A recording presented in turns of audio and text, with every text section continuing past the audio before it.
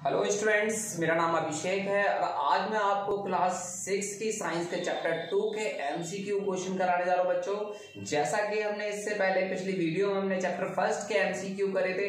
और बच्चों, अगर वो वीडियो आपको ज्यादा पसंद आई है और आज की वीडियो आपको बहुत पसंद आती है तो प्लीज मेरे वाहिगुरु अचीवर्स यानी यूट्यूब चैनल को ज्यादा से ज्यादा लोगों को सब्सक्राइब कराइए, लाइक कीजिए, शेयर कीजिए। तो बच्चों, आज हम बात करेंगे एमसीक्यू क्वेश्चन यानी मल्टीपल चॉइस क्वेश्चन। अब जो हमारे पेपर्स होते हैं इनमें एमसीक्यू क्वेश्चन बहुत ज्यादा आते हैं, इवन बोर्ड के एग्जाम में भी एमसीक्यू पैटर्न है बेटा।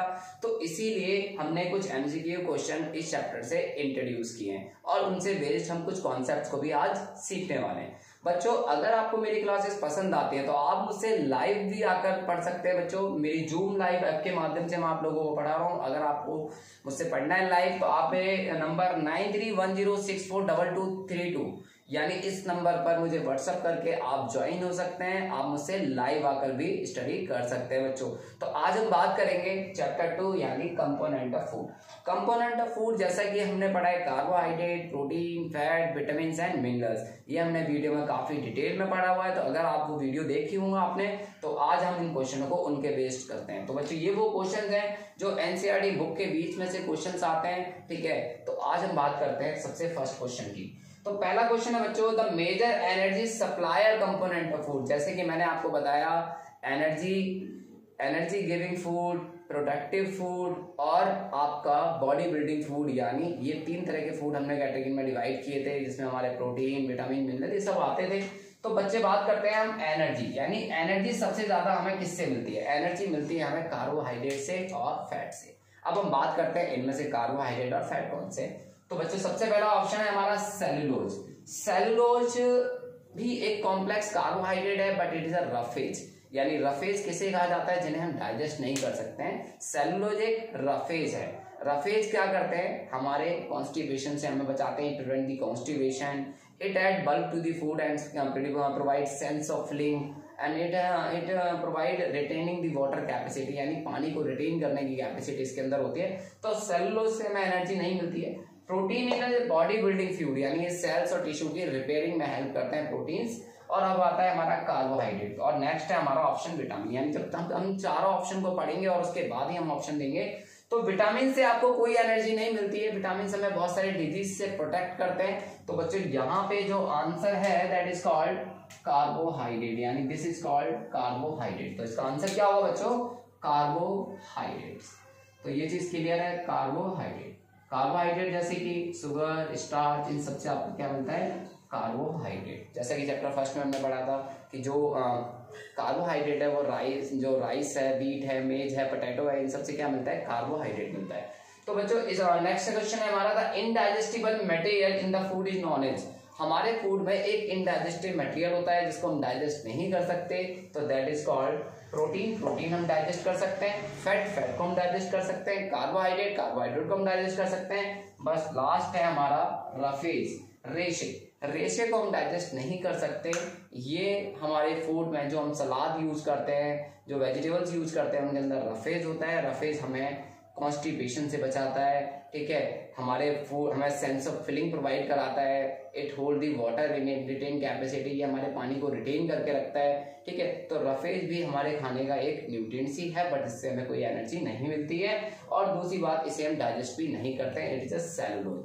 सेलुलोज को डाइजेस्ट करने वाले हमारी बॉडी में एंजाइम्स प्रेजेंट नहीं होते हैं बच्चों। तो ये आंसर हमारा है इसका रफेज। तो इसका आंसर क्या है बच्चों? आंसर इसका जो ऑप्शन है वो है D and that is called roughage. तो रफेज बोला जाता है बच्चों रेशे को।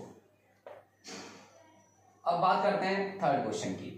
Night blindness is caused due to deficiency of disease. हमने बेटा बहुत सारे विटामिन के बारे में पढ़े थे, अलग अलग टाइप के विटामिन क्या होते हैं, इनके सोर्स क्या है, इनके फंक्शन क्या है और किस विटामिन की कमी से कौन सी डिजीज हमें होती है। तो बच्चों, हमने अब बात कर रही है नाइट ब्लाइंडनेस, यानी रतौंधी बोलते हैं इसको, कि बच्चों को दिखना कम हो जाता है। क्यों दिखना कम हो जाता है? किस विटामिन की वजह से होता है? Vitamin B. विटामिन बी हमने पढ़ा था, इसकी वजह से वेरी टाइप का रोग हो जाता है, ठीक है। एनीमिया रोग हो जाता है, ब्लड की कमी हो जाती है। विटामिन बी वैसे आरबीसी फॉर्मेशन में हेल्प करता है।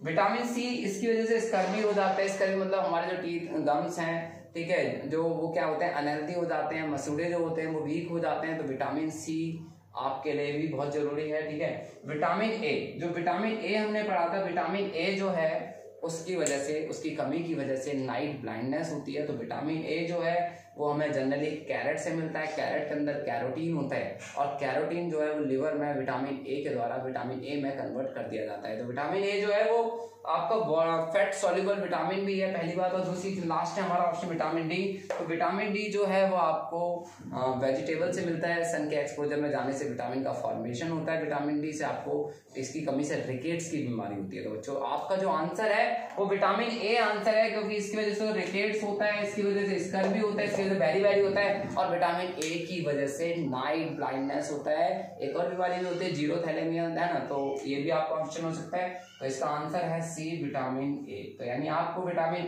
के बारे में आपका कॉन्सेप्ट क्लियर होना चाहिए। नेक्स्ट बच्चों आंसर 4 यानी गॉइटर। गॉइटर ये disease caused by the lack of. Goitre क्या होता है? स्वॉलन नेक, यानी हमारे नमक में या हमारे खाने में आयोडीन की अगर कमी हो जाती है तो उसकी वजह से जो हमारी जो थायराइड ग्लैंड है ये क्या हो जाती है? स्वेल हो जाती है, जिसकी वजह से कार्बोहाइड्रेट और अदर मटेरियल्स का मेटाबॉलिज्म नहीं हो पाता है। तो हमारे थायराइड ग्लैंड से एक हार्मोन रिलीज होता है थायरॉक्सिन, यानी एक प्रोटीन रिलीज होता है, दैट इज कॉल्ड थायरॉक्सिन। और थायरॉक्सिन का क्या काम होता है? थायरॉक्सिन का काम होता है ये डिजीज ना हो, हमारे शरीर का कैल्शियम मेटाबॉलिज्म अच्छे से रहे, कार्बोहाइड्रेट का मेटाबॉलिज्म अच्छे से रहे। तो बच्चों गॉइटर जो डिजीज है वो आयोडीन की कमी की वजह से होती है। तो बात देख लेते हैं ऑप्शन। कैल्शियम की वजह से हमारी हड्डियां हैं, टीथ हैं, ये वीक हो जाते हैं कमी की वजह से। आयोडीन हमारा आंसर है। आयरन की कमी से हमें एनीमिया हो जाता है। सोडियम क्या है? हमारे जो बॉडी फ्लूइड की जो कंडीशन है उसको मेंटेन करके रखता है। तो बच्चों यहाँ पे जो आंसर है दैट इज कॉल्ड आयोडीन। तो आयोडीन युक्त नमक खाने की सलाह दी जाती है डॉक्टर्स के द्वारा, इसीलिए दी जाती है ताकि थायरॉक्सिन हार्मोन का फॉर्मेशन हो सके और हमारा मेटाबॉलिज्म जो है वो ठीक से रहे। तो यानी इसका आंसर होगा हमारा बी, यानी इसका आंसर क्या होगा बच्चों? आंसर बी यानी आयोडीन। तो इसका आंसर है बच्चों आयोडीन। अब बात करते हैं नेक्स्ट क्वेश्चन की बच्चों। Next question, marasmus is caused due to deficiency of D. Marasmus जो है ये प्रोटीन एनर्जी मेल न्यूट्रिशन के कारण होता है, ठीक है। बच्चों में प्रोटीन और कार्बोहाइड्रेट की कमी की वजह से मैरिस्मस हो जाते हैं। 5 साल से कम बच्चों को होता है। छोटे बच्चों को जिनको कार्बोहाइड्रेट रिच फूड या प्रोटीन रिच फूड नहीं दिया जाता है तो इसमें बच्चों की बॉडी बहुत ज्यादा पतली हो जाती है, वो दुबले पतले हो जाते हैं। दूसरी बात है उनका मेंटल रिटार्डेशन हो जाता है, यानी मेंटल ग्रोथ रुक जाती है बच्चों। तो ये जो डिजीज है मैरिस्मस जो है ये प्रोटीन और कार्बोहाइड्रेट की वजह से होती है। एक और डिजीज होती है जो प्रोटीन की कमी से होती है, दैट इज कॉल्ड क्वार्सिकर, ठीक है। तो क्वार्सिकर तो प्रोटीन की वजह से, कमी की वजह से होती है, लेकिन हम बात करेंगे मैरिस्मस। तो यहाँ कैल्शियम की वजह कैल्शियम लिखा है, प्रोटीन है, प्रोटीन की वजह क्वार्सिकर है, आयरन और प्रोटीन एंड कार्बोहाइड्रेट। तो प्रोटीन एनर्जी मैलन्यूट्रिशन में आपका प्रोटीन और कार्बोहाइड्रेट आ जाता है। तो प्रोटीन और कार्बोहाइड्रेट की वजह से, कमी की वजह से हमें एक डिजीज हो जाती है बच्चों को मैरिस्मस। कौन सी डिजीज हो जाती है बच्चों? मैरिस्मस। यानी तो इसका आंसर होगा हमारा डी, यानी protein and carbohydrate, protein and carbohydrate. तो बच्चों तो ये आज का हमारे 5 क्वेश्चन थे जो इस चैप्टर पे बेस्ड थे। तो बच्चों अगर आज की क्लास आपको अच्छी लगती है तो प्लीज इसे शेयर कीजिए, सब्सक्राइब कीजिए, लाइक कीजिए। मैं आपको ऐसे ही नई नई वीडियोस के साथ आगे भी मिलता रहूंगा। Thank you so much.